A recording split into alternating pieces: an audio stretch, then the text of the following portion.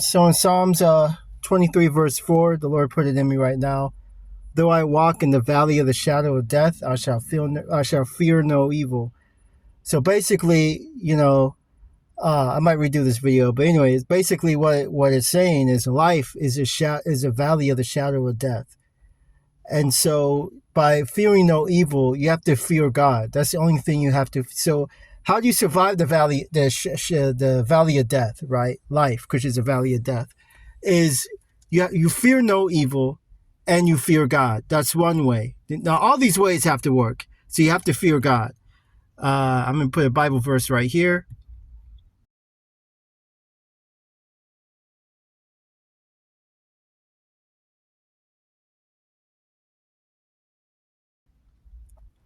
Another way is surviving the valley of the shadow of death is you have to obey God.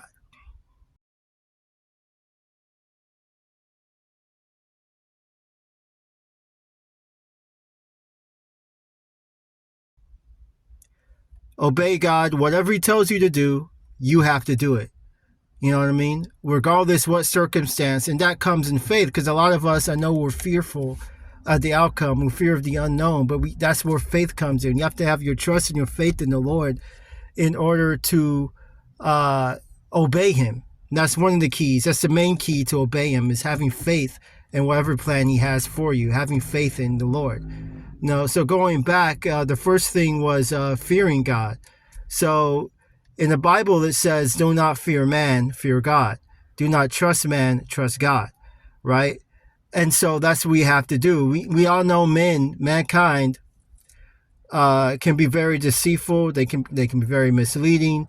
We don't know. As long as we're on this earth, we don't know what God has in store for me. We don't know our futures or anything. And this is why I call it the shadow of death, because a lot of people, they are idol worshippers. They practice witchcraft, fortune telling, palm reading. It's all forms of witchcraft. Taking drugs is a form of witchcraft as well. Smoking weed, all that stuff. So, you have to put your trust in God, and you have to fear him. You have to fear God. Remember, God controls the dark and he controls the light. So you have to fear God.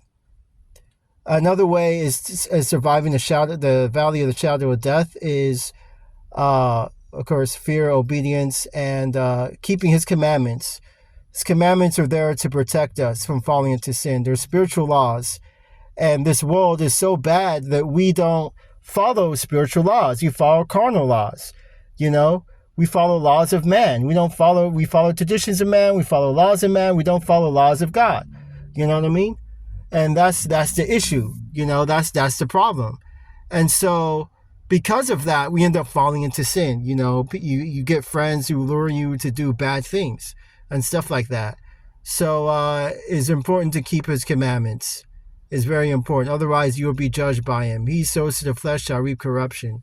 Those who live by the law shall die by the law. So if you're living by laws of men, you're going to die by the laws of men. But if you're living by the law of Yahweh, the Ten Commandments, keeping his covenant, his old covenant, and well as his new covenant as well, but both, then you will definitely enter Yahweh's kingdom, and you won't have marine spirits attach themselves to you. You won't have monitoring spirits attach themselves to you.